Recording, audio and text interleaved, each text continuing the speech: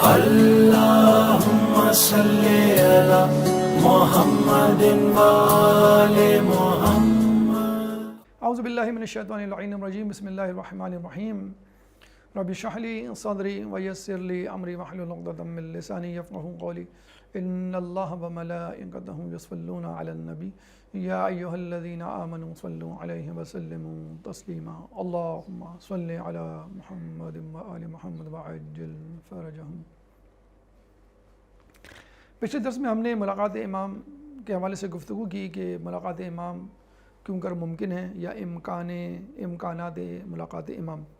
آج ہم ملاقات امام کے حوالے سے کچھ واقعات آپ کی سماعتوں کی نظر کریں گے، جس میں پہلا جو مرحلہ اس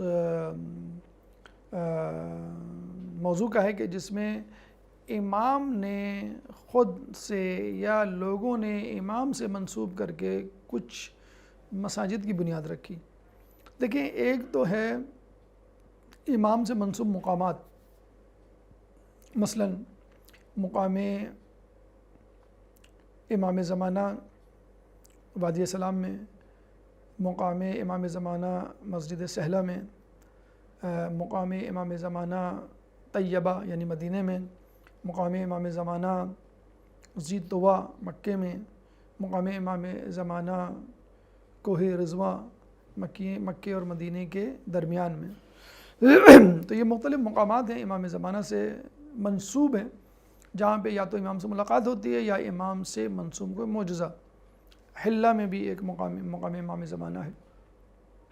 لیکن یہاں ہم ان 4 مسجدوں کا تذکرہ کرنا چاہیں گے کہ جس میں امام نے لوگوں سے ملاقات کی اور ان کو مسجد بنانے کا کہا، یا لوگوں نے خود امام سے منسوب مسجد بنائی تاکہ مذہب حق کی ترویج ہو سکے.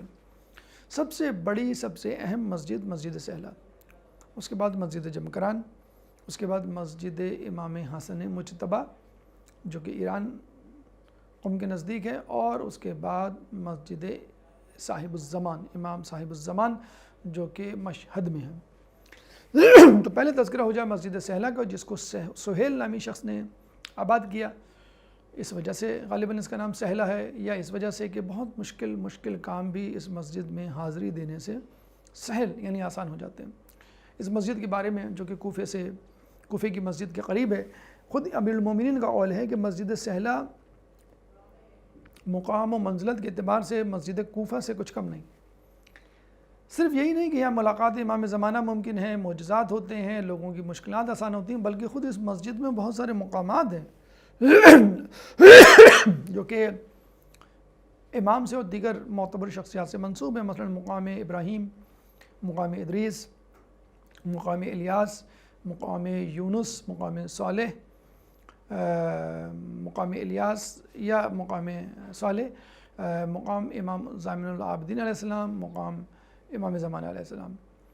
اب یا تو منسوب ہونے کی وجہ ان شخصیات کا یہاں آنا، قیام کرنا، عبادت کرنا، یا ان کا گھر ہونا. مثلا ادریس علیہ السلام کا گھر کہا جاتا ہے کہ وہاں ہے. تو یہ تمام مقامات بھی مسجد سہلہ کے اندر ہیں. مسجد سہلہ کے حوالے سے ایک واقعہ ہمیں ملتا ہے ایک شخص کا جو اپنے والد کا بہت زیادہ فرما بردار تھا، خدمت گزار تھا. ایک لمحے کے لیے بھی اپنے آپ کو ان کی خدمت سے غافل نہیں کرتا تھا. ہاں، شب بدھ وہ پابندی سے مسجد سہلہ جایا کرتا تھا. کہتے ہیں جیسے کہ روایتوں میں آیا ہے کہ عمل 40 شب بدھ اگر کوئی شخص مسجد سہلہ میں حاضری دے تو اس کو امام سے ملاقات یا اس کی دلی حاجات بھر آتی ہیں. اب یہ پابندی سے جا رہا تھا، جاتے جاتے ایک دم سے اس نے جانا چھوڑ دیا. لوگوں نے پوچھا تم تو بڑی پابندی سے ہر شب بدھ جایا کرتے تھے، اب کیوں نہیں جاتے؟ تو اس نے کہا کہ جب 40واں شب بدھ یعنی تقریباً 10 مہینے کی محنت کے بعد 40واں شب بدھ آیا تو مجھے دیر ہو گئی، رات ہو گئی. میں ڈر رہا تھا کہ راستے میں راہزن نہ ڈھونڈ لیں، لیکن ہمت کر کے اللہ کا نام لے کے میں چلا.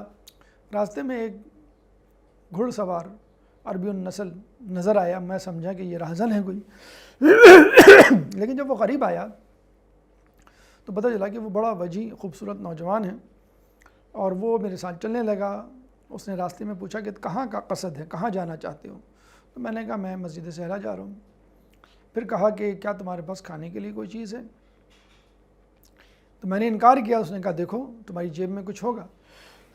اس کے اصرار پر میں نے جیب میں ہاتھ ڈالا تو مجھے کشمش نظر آئیں گی جو میں نے اپنے بیٹے کے لیے خریدی تھی اور دینا بھول گیا تھا. یعنی اس طرح اس نے اپنی شخصیت کا ایک تعارف کروا لیا کہ میں کوئی عام شخصیت نہیں. لیکن میری توجہ نہیں گئی کہ یہ کون شخصیت ہے. پھر اس شخص نے کہا کہ میں تمہیں تمہارے باپ کے حوالے سے نصیحت کرتا ہوں, تنبیہ کرتا ہوں اور ان کی خدمت کا اطاعت کا حکم دیتا ہوں. اور یہ کہہ کے وہ شخص غائب ہو گیا. پھر مجھے احساس ہوا یہ تو امام زمانہ تھے.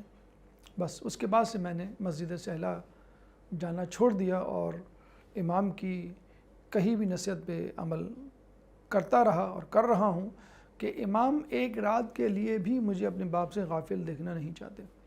اب یہ ایک میسیج ہے ہم لوگوں کے لیے کہ جن کے گھروں میں ماں باپ موجود ہیں, بزرگ موجود ہیں, ان کی خدمت کر کے آپ امام سے ملاقات کر سکتے ہیں. جن کی خدمت کر کے ملاقات نہیں تو امام کی رضا حاصل کر سکتے ہیں.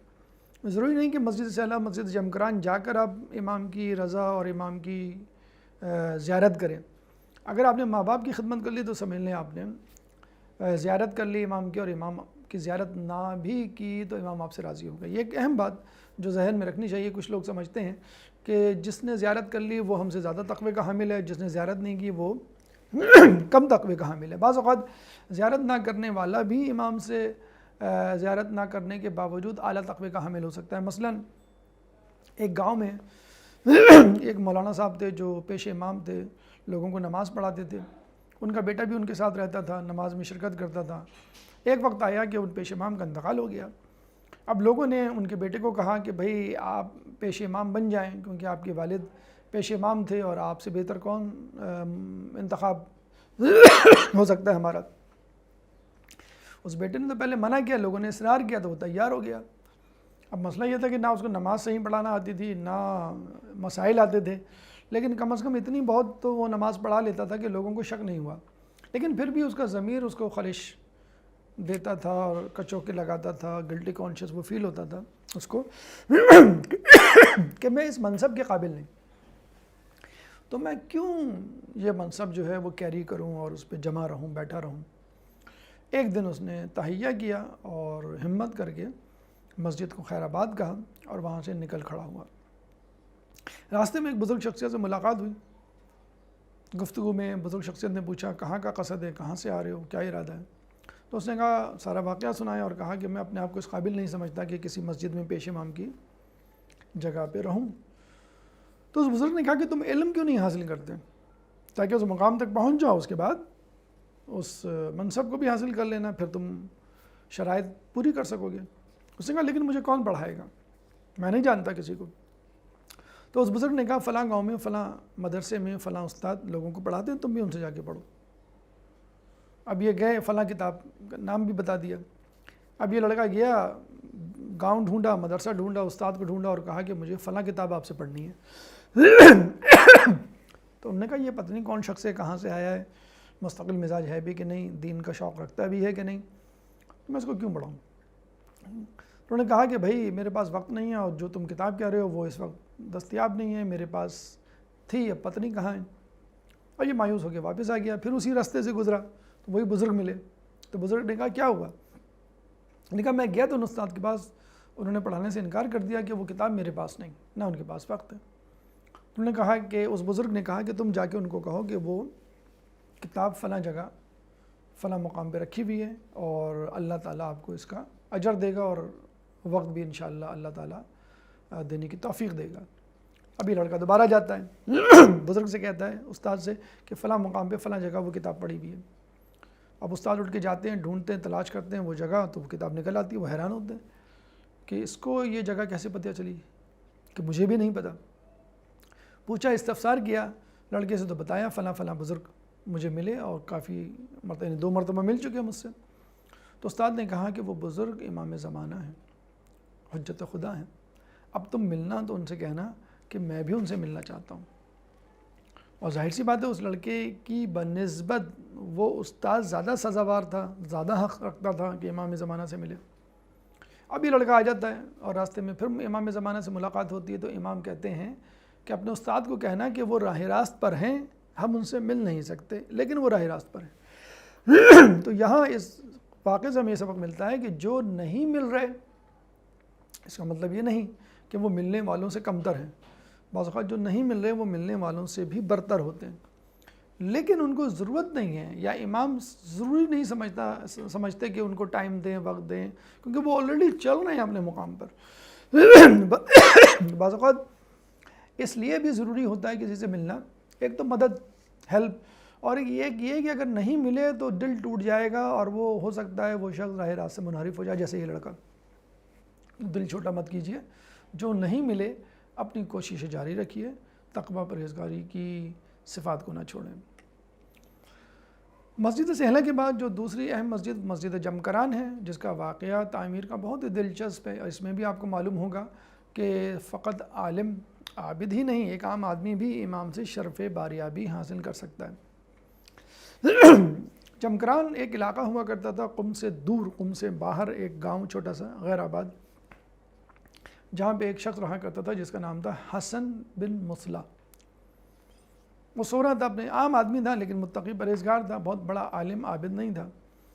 سو رہا تھا، دق الباب ہوا، کسی نے دروازہ کھٹکھٹایا، اس نے جا کے کھولا تو پتہ چلا کہ کچھ افراد کھڑے ہوئے اور کہنے لگے کہ تمہیں امام زمانہ بلا رہے ہیں۔ اس نے کہا اچھا میں آتا ہوں، کپڑے تبدیل کر کے اندر گیا، کپڑے تبدیل کرنے لگا، اندھیرا تھا، چراغ نہیں جلائے، گھر والے نہ جاگ جائیں، تو باہر سے آواز ہے یہ تمہارے کپڑے نہیں، تمہارے کپڑے فلاں جگہ پڑے۔ وہ بڑا حیران ہوا کہ باہر کھڑے ہوئے لوگ، ان کو میرا پتہ ہے۔ تو چابی اٹھانے کی کوشش کی، کہنا چابی اٹھانے کی ضرورت نہیں ہے، دروازہ کھلا ہوا ہے اور تم باہر آ جاؤ۔ اب یہ باہر آیا، وہ سمجھ گیا یہ واقعی سچ بول رہے ہیں اور امام زمانہ ہی میرا انتظار کر رہے ہیں۔ اب یہ گیا تو اس جگہ جہاں پہ اس وقت مسجد جمکران ہے، عین اس جگہ تخت لگا ہوا تھا، مسند بچھی ہوئی تھی، گاؤں تکیے پہ امام زمانہ برا جمان تھے جیسے کوئی بادشاہ، اور ان کے سامنے ایک بوڑھا شخص کتاب لیے ان کو کتاب پڑھ کے سنا رہا تھا، اور ارد گرد 60 کی تعداد میں افراد تھے جو نماز عبادت میں مشغول تھے۔ پتہ چلا کہ جو تخت پہ خوبصورت نوجوان شخصیت مقدس بیٹھی ہوئی ہے وہ امام زمانہ کی ہے، اور جو بوڑھی شخصیت ان کو کتاب پڑھ کے سنا رہی ہے وہ خضر علیہ السلام کی ہے۔ امام کے پاس حاضری دی، امام نے کہا کہ تم ایک شخص حسن بن مسلم کے پاس جاؤ، جو کہ اس زمین پر یعنی مسجد جمکران والی زمین پر زراعت کرتا ہے، ہل چلاتا ہے، حالانکہ اس کو منع بھی کیا گیا ہے کہ یہ مسجد کی جگہ ہے، لیکن وہ باز نہیں آتا، اور اللہ نے اسی عمل کے سبب اس کے 2 بیٹے اٹھا لیے ہیں، لیکن اب بھی وہ مصر ہے یہاں پہ زراعت کرنے پہ۔ تو اس کو جا کے کہو کہ اگر تم باز نہ آئے تو اللہ تمہیں ایسی سزا دے گا جو تمہارے وہم و گمان میں نہیں ہوگی۔ اب حسن بن مسلح کہتے ہیں کہ وہ شخص کہتا ہے کہ یا امام میرے ساتھ کوئی نشانی رکھ دیجئے تاکہ لوگ میری بات پہ یقین کریں، وہ شخص میری بات پہ یقین کرے۔ امام کہتے ہیں کہ نشانی ہم تمہیں ضرور دیں گے لیکن تمہارا کام ہے بات کو پہنچانا، اور دیکھو تم یہاں سے جانے کے بعد ابو الحسن نامی ایک عالم دین جو قم کے رہنے والے تھے، قم شہر کے، ان سے ملنا اور ان سے کہنا ہے کہ اس شخص حسن بن مسلح جو زراعت کرتا تھا اس کے پاس جائیں اور اس کو کہیں کہ تم نے جو بھی منافع کمایا ہے 2-3 سالوں میں وہ ہمیں دے دو تاکہ اس مسجد میں لگائیں۔ اس کے علاوہ راہق نامی ایک جگہ تھی قم میں ہی آس پاس جہاں پہ امام کی زمینیں تھی اور وہاں سے محصولات اور آمدنی آتی تھی۔ امام نے کہا اس کا بھی پیسہ لو، ابو الحسن سے کہوں، اور پھر یہ دونوں پیسے اس مسجد میں لگا کر اس کی تعمیر کریں، یعنی تم اور ابو الحسن مل کے اس کام کو انجام دو۔ پھر امام نے کہا کہ جو شخص اس مسجد کے بننے کے بعد 4 رکعت نماز پڑھے گا ایسا ہی ہے کہ جیسے اس نے خانہ کعبہ میں 4 رکعت نماز پڑھی۔ کیسے؟ 2 رکعت تحیۃ المسجد اور 2 رکعت نماز امام زمانہ علیہ السلام۔ تحیۃ المسجد اس طرح کہ 2 رکعت نماز، دونوں رکعت میں سورہ فاتحہ کے بعد سورہ توحید 7 مرتبہ، اور اسی طرح ذکر سجدہ اور ذکر رکوع 7 مرتبہ۔ نماز صاحب الزمان کس طرح کہ آپ جو ہے 2 رکعت نماز پڑھیں اور 2 رکعت نماز میں سورہ فاتحہ پڑھتے پڑھتے جب ایاک نعبد و ایاک نستعین پر آئیں تو اس کو 100 مرتبہ دہرائیں۔ اس کے بعد سورہ توحید ایک مرتبہ پڑھیں، ذکر سجدہ ذکر رکوع 7 مرتبہ، نماز کے بعد ایک مرتبہ کلمہ تحلیل لا الہ الا اللہ وحدہ وحدہ، اس کے بعد ذکر تسبیح فاطمۃ الزہرا سلام اللہ علیہا، اور سجدے میں جا کر 100 مرتبہ درود شریف۔ تو جس نے یہ نمازیں پڑھی 2 کر کے، ایسا ہی ہے جیسے اس نے خانہ کعبہ میں نماز پڑھی۔ ایک جگہ یہ بھی ملتا ہے، یہ دوسری نماز جو ہے جس میں 100 مرتبہ ایاک نعبد و ایاک نستعین کہنا ہے۔ اس کے بعد ایک دعا ہے، اگر وہ بھی آدمی پڑھ لے اور آخر میں فلاں فلاں کہہ کے جس شخص سے خوف شر ہے نام لے، تو پھر انشاءاللہ اللہ تعالیٰ اس شخص کے شر سے اس کو محفوظ رکھے گا۔ اب یہ حسن بن مسلح نامی شخص واپس آ جاتا ہے، رات گزرنے کا انتظار کرتا ہے، صبح ہوتی ہے اپنے ایک دوست کو لے کر اسی جگہ واپس جاتا ہے۔ کہاں؟ مسجد جمکران والی جگہ، جہاں پہ امام تخت لگا کے بیٹھے ہوئے تھے۔ دیکھتا ہے وہاں پہ چاروں طرف زنجیر سے حد بندی ہوئی ہے اور خیمیں میخیں ٹھکی ہوئی ہیں، کیلیں۔ اب یہ ابو الحسن نامی عالم دین شہر قم میں جو رہتے تھے ان کے پاس جاتا ہے۔ جیسے ہی جاتا ہے تو گھر کے دروازے کے باہر ان کا خادم ٹہلے لگا رہا ہوتا ہے اور کہتا ہے کہ امام آپ ہی کا انتظار کر رہے تھے۔ اب اندر جاتے ہیں حسن بن مسلح اور ان کو اپنی پوری رودات سناتے ہیں۔ ابو الحسن کہتے ہیں کہ میں تیار ہوں یہ تمام کام کرنے کو، کیونکہ آج ہی میں نے امام کی زیارت کی خواب میں، اور انہوں نے مجھے مشورہ دیا ہے کہ جو کچھ آپ کہیں، یعنی جمکران سے آنے والا شخص کہیں، اس کی بات پہ یقین کر لیں۔ اب یہ دونوں افراد جاتے ہیں مسجد جمکران، جو پہلے جگہ تھی مسجد جمکران والی جگہ، تو دیکھتے ہیں وہ شخص وہاں پر ہل چلا رہا ہے، زراعت کر رہا ہے۔ کون؟ حسن بن مسلم، جس کو امام نے منع کیا تھا۔ حسن بن مسلم کو امام کا حکم نامہ، امام کی نیت اور ارادہ بتلاتے ہیں کہ وہ کیا چاہتے ہیں، اور اس سے تقاضا کرتے ہیں کہ تم منافع بھی جو ہوا ہے تم کو چند سالوں میں واپس کر دو، ورنہ تمہارا انجام برا ہوگا۔ جب یہ شخص یہ سنتا ہے تو فوراً اپنی گناہ کی توبہ کرتا ہے اور 3-4 سال جتنا کمایا ہوا ہوتا ہے اس نے، وہ ابو الحسن کے حوالے کر دیتا ہے۔ ابو الحسن وہاں سے زنجیریں اٹھاتے ہیں، میخیں ہٹاتے ہیں اور تعمیر شروع ہوتی ہے۔ اور وہ زنجیر اور صندوق، اچھا ہاں امام نے نشانی کے طور پہ ایک بات کہی تھی، وہ یہ کہ دیکھو جعفر کاشانی نامی ایک چرواہا، ایک کڈریا شیفرڈ یہاں پر جو ہے وہ بکریاں چلاتا ہوگا، اس کے ریوڑ سے ایک بکرا لے لینا، اور اس بکرے کی نشانی یہ ہے کہ اس کے اوپر 7 دھبے ہوں گے، 3 ایک طرف 4 ایک طرف، سیاہ و سفید، تو اس کو ذبح کرنا اور اس کا گوشت بیماروں کو کھلانا، یہ کہہ کر کہ تمہاری بیماری ٹھیک ہو جائے گی۔ پھر انہوں نے یہی کیا، جعفر کاشانی نامی شخص کے پاس گئے تو دیکھا اس کو اپنے ریوڑ کے ساتھ کھڑا ہے، وہ بکرا جس کے اوپر 7 دھبے تھے، 3 ایک طرف 4 ایک طرف، اس کو لیا، اس کو ذبح کیا تو اور لوگوں کو اعلان کیا۔ اچھا اس کی قیمت جب دینے لگے تو جعفر کاشانی نے کہا کہ واللہ یہ بکرا میں نے پہلی مرتبہ اپنے ریوڑ میں دیکھا ہے، آج کہاں سے آیا مجھے نہیں معلوم، میں نے اس کو پکڑنا چاہا، یہ میرے ہاتھ نہیں آیا، آپ کے ہاتھ پتہ نہیں کیسے آ گیا، چنانچہ میں اس کی قیمت نہیں لے سکتا۔ ذبح کیا گیا، بیماروں کو گوشت کھلایا گیا، سارے بیمار ٹھیک ہو گئے۔ یہ بھی ایک نشانی تھی جس کی وجہ سے حسن بن مسلح کی بات پہ عمل کیا، یقین کیا گیا، لوگوں نے یقین کیا، ابو الحسن کی بات پہ یقین کیا، اور وہاں مسجد جمکران کی تعمیر شروع ہوئی، جس کے بارے میں کہا جاتا ہے کہ یہاں پر امام آ کے بیعت کریں گے، ایک کثیر تعداد اہل قم سے امام کی بیعت کرے گی اور امام کے ساتھ ان کے لشکر میں شامل ہوگی۔ خود قم کا نام اس لیے رکھا گیا ہے کہ یہاں پر امام کے قیام میں مدد دینے والے امام کو جوائن کریں گے۔ وہ زنجیریں اور وہ میخیں ابو الحسن لے گئے اپنے ساتھ، ایک صندوق میں اپنے گھر میں جا کے رکھ دیں، اور پھر سلسلہ یوں شروع ہوا کہ جو بھی بیمار ہوتا اس کے بدن سے ان زنجیروں کو، ان میخوں کو مس کیا جاتا، وہ بیمار ٹھیک ہو جاتا۔ کافی عرصہ تک یہ سلسلہ چلتا رہا، ان کا انتقال ہو گیا ابو الحسن کا۔ ان کے بیٹے بیمار پڑے تو لوگوں نے کہا کہ بھائی ان کے بیٹے کے لیے تو زیادہ سزاوار ہے کہ ہم صندوق کھول کے زنجیر ان کے جسم سے مس کریں۔ جب صندوق کو کھولا گیا تو وہ زنجیریں وہاں سے غائب تھیں، تو یہ معجزے کا سلسلہ رک گیا۔ بہرحال مسجد تعمیر ہو گئی اور اب وہ مسجد موجود ہے قم کے نواحی علاقوں میں، لوگ جاتے ہیں شب بدھ، یقیناً بڑا ہی روح پرور منظر ہوتا ہے، گویا کہ امام واقعی یہاں موجود ہے۔ کئی لوگوں کی امام سے یہاں ملاقاتیں بھی ہوئی ہیں، لوگ امام سے ملاقات بھی کرتے ہیں، معجزات بھی دیکھتے ہیں، اپنی احتیاجوں کو پورا بھی کرتے ہیں۔ لیکن ضروری ہے کہ سب سے بڑی احتیاج، سب سے بڑی ضرورت، سب سے بڑی دعا جو یہاں مانگی جانی چاہیے وہ یہ ہے ظہور امام، یقیناً آپ کی دعائیں، میری ضروریات، آپ کی ضروریات ضروری ہیں. کسی کو صحت چاہیے، کسی کو پیسہ چاہیے، کسی کو اولاد چاہیے، کوئی دشمن سے خوف کھاتا ہے اس کو بے خوفی چاہیے، اس کو زندان سے رہائی چاہیے، کسی کو گمشدہ فرد کی رہائی چاہیے کسی کو. لیکن ان سب سے بڑھ کر جو اہم چیز ہے وہ امام کا ظہور. امام کا اگر ظہور ہو جاتا ہے تو یہ تمام چیزیں خود بخود ہمارے ہاتھ آ جائیں گی. تو یہ زیادہ ضروری ہے. کہتے ہیں کہ ایک بزرگ ایک دفعہ مسجد جمکران گئے تو لوگ جو ہیں وہ مختلف جگہوں پر عبادت کر رہے تھے، گڑ گڑا کر دعائیں مانگ رہے تھے. تو بزرگ نے کہا امام اتنی شد و مد اور اتنی گریہ و زاری، تضرع، خشوع و خضوع کے ساتھ دعا مانگ رہے ہیں، پھر بھی آپ ظہور نہیں کرتے. یہ سوچتے سوچتے وہ سو جاتے ہیں بزرگ. امام خواب میں آتے ہیں. امام کہتے ہیں کہ کون میرے ظہور کی دعا مانگ رہا ہے؟ تو بزرگ کہتے ہیں یہ تمام لوگ جو میرے آس پاس ہیں. امام نے کہا آؤ میں تم کو ان کی آوازیں سناتا ہوں. ایک بوڑھے کی دعا سنائی تو وہ کہہ رہا تھا اے اللہ مجھے طول عمر دے. ایک نوجوان کی آواز سنائی، اے اللہ مجھے روزگار دے. ایک بیمار کی آواز سنائی جو کہہ رہا ہے یا اللہ مجھے صحت دے.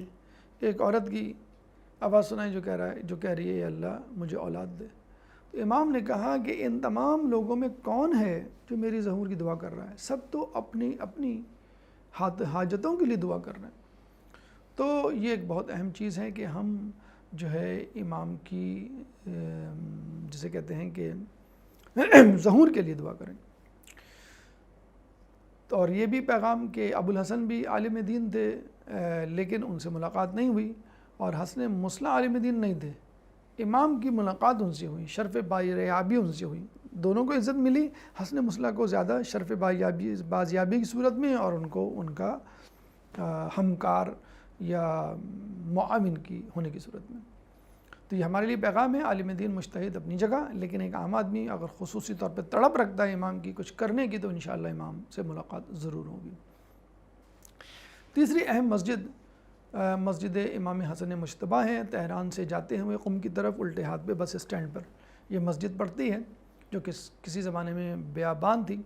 کہتے ہیں تہران میں ایک عالم دین ہوا کرتے تھے، ان کا نام تھا آقا عسکری کرمان شاہی.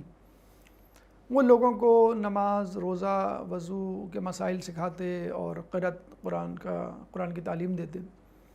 ایک دفعہ صبح کے وقت جمعرات کے دن کچھ لوگ آتے ہیں اور 3 لڑکے اور کہتے ہیں کہ ہم جو ہے نوجوان ہم جو ہیں وہ جمکران جا رہے ہیں اور ہم چاہتے ہیں کہ آپ بھی ہمارے ساتھ چلیں، ہمارے لیے دعا کریں. وہ کہتے ہیں میں کون ہوتا ہوں دعا کرنے والا، تم کسی بڑے عالم کو لے جاؤ. کہ نہیں ہمیں آپ کی ضرورت ہے. اب یہ چاروں افراد گاڑی میں بیٹھتے ہیں، راستے میں گاڑی خراب ہو جاتی ہے. اب یہ میکینک تھے تینوں لڑکے، انہوں نے دیکھنا شروع کیا. انہوں نے کہا کہ استاد آپ آرام کریں. اب یہ جو ہے وہ برتن لے کے پانی کا رفع حاجت کے لیے چلے جاتے ہیں. سامنے بیابان تھا. جیسے ہی بیٹھنے لگتے ہیں تو وہاں نظر آتا ہے ایک سید النسل عرب جو کہ سبز امامہ پہنے ہوا تھا، زرد جوتے پہنے ہوئے تھا، سفید لباس، سفید دانت، بہت ہی خوبصورت وجیح، اور ایک نیزہ اس کے ہاتھ میں تھا. جیسے ہی بیٹھنے لگے اس عرب شخص نے کہا کہ آپ یہاں نہ بیٹھیں، یہاں پہ مسجد ہے، مسجد بنے گی.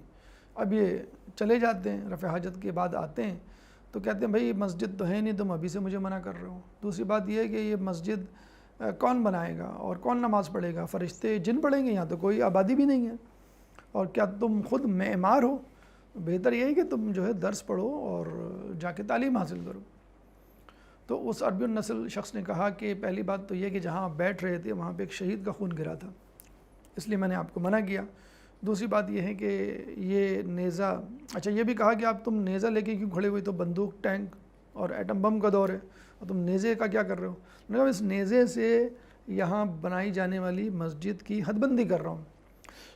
اور دیکھو یہاں پہ میں نے مستطیل نما جو ہے وہ بنائی ہے جگہ جہاں پہ محراب ہوگی، اور یہ جگہ بیت الخلاء کی ہے جہاں پہ ایک دشمن رسول کا خون گرا تھا. اور یہ تمام مسجد جب تیار ہوگی تو یہاں پہ لوگ آ کے نماز پڑھیں گے. تو انہوں نے کہا کہ بھائی مجھے یہ بتاؤ یہ مسجد بنائے گا کون اور کیا ضرورت ہے اس مسجد کی؟ تو انہوں نے کہا کہ آپ فکر نہ کریں، مسجد بنے گی، اور ہاں اس مسجد میں ایک لائبریری بھی ہوگی، اور آپ وعدہ کرتے ہیں کہ آپ اس لائبریری کے لیے کتابیں دیں گے ہدیہ؟ تو اس نے کہا اگر بنی تو دے دوں گا، اور میری زندگی میں بنی تو دے دوں گا. یعنی ایک طنزاً کہا کہ مجھے تو نہیں لگتا کہ بنی. اور پھر آخر میں یہ بھی کہا کہ میرا تو مشورہ یہی ہے کہ تم مسجد بنانے کا خیال دل سے نکال دو, ٹائم ویسٹ کرنا چھوڑو اور جا کے پڑھو, پڑھائی کرو, تمہارے پڑھنے کے دن ہیں. تو اس عربی النسل شخص نے کہا کہ مسجد تو بنے گی اور مسجد بنانے والے کو میرا سلام ضرور کہیے گا.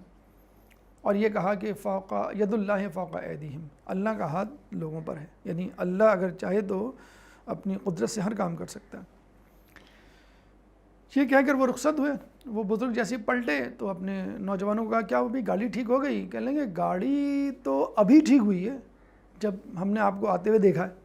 کہنے کیا مطلب؟ کہنے لگے ہم اتنی دیر سے دیکھ رہے تھے, گاڑی میں کوئی فالٹ نظر نہیں آ رہا تھا.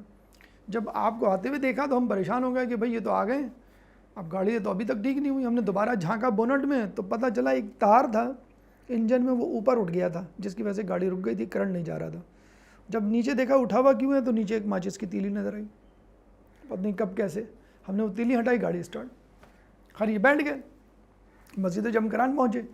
اب جب یہ نماز پڑھ رہے تھے, جس کا بھی تذکرہ کیا گیا کہ 100 مرتبہ درود پڑھی جاتی ہے نماز امام صاحب الزماں میں, نماز پڑھنے کے بعد درود وہ تحلیل پڑھی, تسبیح زہرا پڑھی.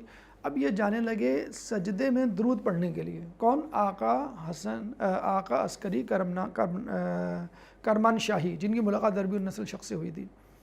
جیسے ہی جانے لگے, کہتے ہیں کہ ایک بزرگ آئے اور کہنے لگے السلام علیکم یا استاد عسکری کرمان شاہی, ان کا پورا نام لیا. اب یہ سجدے میں جا رہے تھے, سجدے میں جاتے جاتے انہوں نے آواز سنی, چہرہ نہیں دیکھا, بس یہ دیکھا کہ کوئی آ کے کھڑا ہے میرے سامنے. انہوں نے سوچا یہ آواز تو میں نے سنی ہے کہیں, اور ابھی سنی ہے ریسنٹلی, حال ہی میں. خیر یہ سجدے میں چلے گئے. انہوں نے کہا پہلے اپنا وظیفہ پورا کر لوں اور پھر اٹھ کے دیکھتا ہوں کون ہے. جب اٹھ کے دیکھا تو وہ بزرگ غائب. اپنے سامنے ایک ضعیف شخص سے پوچھا وہ بزرگ تھے یہاں پر, صاحب تھے, وہ کہاں ہیں؟ کہنے لگے پتہ نہیں, میں نے تو نہیں دیکھا. اب ان کو یقین ہو گیا, پہلے شک تھا اب یقین ہو گیا کہ یہ بزرگ ضرور بالضرور امام زمانہ علیہ السلام ہے. لیکن پھر بھی اپنے شک کی تصدیق کرنے کے لیے تھوڑا بہت جو تھا اس میں گمان. جب تہران گئے تو اپنے عالم دین دوست سے اس کا تذکرہ کیا. عالم دین دوست نے کہا مجھے تو یہی لگتا ہے امام زمانہ ہے, لیکن پھر بھی اگر آپ کا دوبارہ جانا ہو تو اس جگہ ضرور جائیے گا. اگر مسجد بن چکی ہوگی تو اس کا مطلب ہے وہ امام زمانہ ہی تھے. اتفاق سے کسی شخص کا انتقال ہوا تہران میں, اس کو بہشت زہرا دفنانے کے لیے جانے لگے. اس راستے سے گزرے بس اسٹینڈ, تو انہوں کی نگاہیں وہیں جمی ہوئی تھی اس بیابان پر, بس اسٹینڈ کے سامنے جو بیابان تھا. تو اس دفعہ جیسے انہوں نے نگاہ اٹھا کے دیکھا تو مسجد کے 2 مینار بلند نظر آئے. اب یہ تو آنکھوں سے ان کے آنسو جاری ہو گئے. فوراً اترے, تدفین کے بعد اس شخص کی بازار گئے جو سامنے ہی تھا. ان سے لوگوں سے پوچھا یہ کس نے بنائی ہے مسجد؟ کہنے لگا لوگوں نے کہا کہ محمد حسین سوہان والے کے 2 بیٹوں نے. سوہان یعنی سوہن حلوہ جو ایران میں بڑا مقبول ہے. یہ گئے اور وہاں پر ان 2 بیٹوں سے ملاقات کی اور کہا کہ یہ مسجد آپ نے بنائی؟ کہ ہم نے تو نہیں بنائی. ہاں مسجد بنانے والا ید اللہ رجبیان ہیں. جب ید اللہ سنا تو یہ کپ کپا گئے اور بے ہوش ہو کے گر پڑے. ہوش میں آئے تو پوچھا, کہنے لگا آپ ان کا نمبر دیجئے. نمبر لیا, نمبر فون کیا نمبر پہ, تو ید اللہ صاحب جو تھے حاجی ید اللہ رجبیان, انہوں نے کہا کہ آپ شب جمعہ آ جائیں میرے پاس. اب یہ فوراً تہران واپس آئے, عالم دین کو دوبارہ واقعہ سنایا. انہوں نے کہا کہ بھائی کنفرم یقینی طور پر امام زمانہ تھے. اب انہوں نے جو وعدہ دیا تھا امام نے لیا تھا ان سے کہ تم کتابیں ہدیہ کرو گے, ان کو یاد آیا. اور یہ بھی یاد آیا کہ امام نے کہا تھا کہ مسجد بنانے والے کو میرا سلام کہنا. تو 400 کتابیں اٹھائیں اور اس شخص کے پاس شب جمعہ پہنچ گئے. کس کے پاس؟ حاجی رجبیان, ید اللہ رجبیان. انہوں نے کہا میں کتابیں اس وقت تک نہیں لوں گا جب تک آپ اپنا مکمل تعارف نہ کروائیں اور یہ نہ بتائیں کہ مجھ تک آپ کو کس نے پہنچایا, کیوں کر پہنچے, کیونکہ اس مسجد کے لیے میں کوئی ہدیہ نہیں لیتا, مسجد بنانے سے لے کے اب تک. پھر استاد عسکری کرمان شاہی نے تمام واقعہ سنایا اور کہا کہ اس طرح مجھے امام ملے اور انہوں نے وعدہ لیا تھا کہ میں یہ کتابیں دوں گا. اور خوب روئے, گریہ کیا اور ان سے پوچھا کہ آپ کیا کہتے ہیں, آپ کے ساتھ کوئی واقعہ؟ تو انہوں نے بتایا کہ ہاں میرے ساتھ بھی واقعہ یہ ہوا کہ جب یہ مسجد بن رہی تھی تو ایک عربی النسل شخص آیا تھا اور ٹھیکیدار کو 50 تومان دے کے گیا تھا اور کہا تھا کہ یہ مسجد کے لیے رکھ لو. تو ٹھیکیدار نے کہا تھا اس مسجد کا بنانے والا کسی سے کوئی پیسے نہیں لیتا. تو انہوں نے کہا رکھ لو, سختی سے کہا, وہ لے گا. اور جب اس ٹھیکیدار نے لا کے مجھے پیسے دیے تو پیسے کے اوپر لکھا ہوا تھا 50 روپے کا تومان، 50 روپے تھے، 50 روپے کا نوٹ تھا، اس پہ لکھا ہوا تھا برائے مسجد امام حسن مشتبہ، یعنی امام نے مسجد کا نام بھی تعین کر دیا۔ کہتے ہیں 2-3 دن بعد خود آئی اور کہا کہ مجھے پیسوں کی ضرورت ہے، اس شخص نے وہی 50 تومان لے کے دے دیا۔ یعنی اس کی ضد بھی پوری ہو گئی، میں کسی سے نہیں لیتا مسجد کے لیے، اور امام کی جسے کہتے ہیں کہ کنٹریبیوشن یا امام کا ہدیہ بھی اس تک پہنچ گیا۔ کہتا ہے جب سے 50 تومان میرے ہاتھ میں آئے اس وقت سے مسجد دنوں میں تیار ہو گئی۔ بہرحال کہنے کا مقصد یہ ہے کہ دیکھیں استاد کرمان شاہی عالم دین تھے، اور حاجی ید اللہ رجبیان ایک عام آدمی کاروباری شخص تھا، لیکن اللہ نے اس کو کتنی بڑی سعادت دی کہ امام کی جو خواہش تھی اس نے وہ پوری کی۔ تو یہی آپ سے گزارش ہے کہ اگر آپ کاروباری شخص ہیں، آپ عالم دین نہیں ہیں، تو بھی گھبرانے کی ضرورت نہیں ہے، انشاءاللہ آپ کو یہ توفیق ملے گی کہ امام آپ سے کوئی کام کروائیں۔ چنانچہ ڈونیشن اور ہدیہ دیتے ہوئے یہ ذہن میں رکھیں کہ ہو سکتا ہے امام یہ چاہتے ہوں کہ یہ مسجد بنے، مدرسہ بنے، یا یہ کام ہو۔ چوتھی اور آخری مسجد صاحب الزمان مشہد میں، مشہد کے محلے سعد آباد میں، جو کسی زمانے میں بہائیوں کا مرکز تھا۔ سید حسن ابتہی کہتے ہیں کہ میری خواہش تھی کہ وہاں مسجد بنے اور وہاں سے بہائیت کا خاتمہ ہو۔ 150 سے زیادہ گھرانے تھے، گھر تھے وہاں پہ جو بہائیوں کے تھے، اور وہ اپنا باطل مذہب پھیلا رہے تھے۔ جب یہ مسجد بنی تو ماشاءاللہ شیعان علی وہاں آ کر آباد ہونا شروع ہوئے، آہستہ آہستہ بہائیوں کی تعداد کم ہوئی۔ لیکن کچھ بہائی بہرحال تھے اور اپنی فتنہ انگیزوں سے لوگوں کو ناراض کرتے تھے۔ تو ایک دفعہ عالم دین کا جھگڑا ہو گیا، تو میں ہو گئی ایک بہائی سے جو وہاں پہ دکاندار تھا، لیکن اس عالم دین نے کچھ نہیں کہا، خاموشی سے واپس آ گئے۔ کہتے ہیں کہ صبح کے وقت دستک ہوئی اور کہا کہ جس آدمی سے بہائی شخص سے آپ کا جھگڑا ہوا تھا وہ آپ کو بلا رہا ہے۔ اب یہ گئے اس کے پاس، دق الباب کیا، اندر داخل ہوئے تو وہ بستر پہ پڑا ہوا تھا۔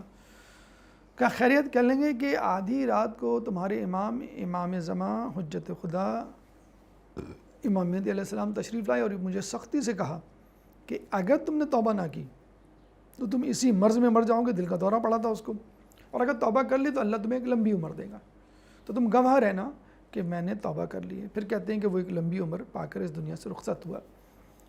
تو آپ نے دیکھا کہ امام توبہ بھی قبول کر لیتے ہیں۔ ایک غیر شیعہ، غیر مومن، غیر مسلم شخص بھی امام کی عقیدت مندوں میں شامل ہو سکتا ہے، بشرط یہ کہ دل میں تڑپ رکھتا ہو، دل میں سچ کی تلاش اور جستجو رکھتا ہو۔ اور بڑے سے بڑے گروہ کا طاقتور شخصیت کا بھی قلقمہ ہو سکتا ہے اگر انسان جو ہے صحیح نیت کے ساتھ امام کی نصرت کے لیے تیار ہو جائے۔ اللہ تعالیٰ سے دعا ہے کہ اللہ تعالیٰ ہمیں امام کی نصرت کرنے کی توفیق عطا فرما، امام کی زیارت کرنے کی توفیق عطا فرما، دین کے حوالے سے کسی کام کو انجام دینے کی توفیق عطا فرما، جو پریشان حال ہیں ان کی پریشانی کو دور فرما، جو بے روزگار ہیں ان کو رزق حلال عطا فرما، مسلمان دنیا میں جہاں جہاں ظلم و ستم کا نشانہ بنے ان سے ظلم و ستم کو دور فرما، امام کے ظہور میں تعجیل فرما، ہمیں ان کے انصار و اعوان میں شامل فرما۔ ربنا تقبل منا انک انت السمیع العلیم وتب علینا انک انت التواب الرحیم برحمتک یا ارحم الراحمین۔ اللهم صل على محمد وآل محمد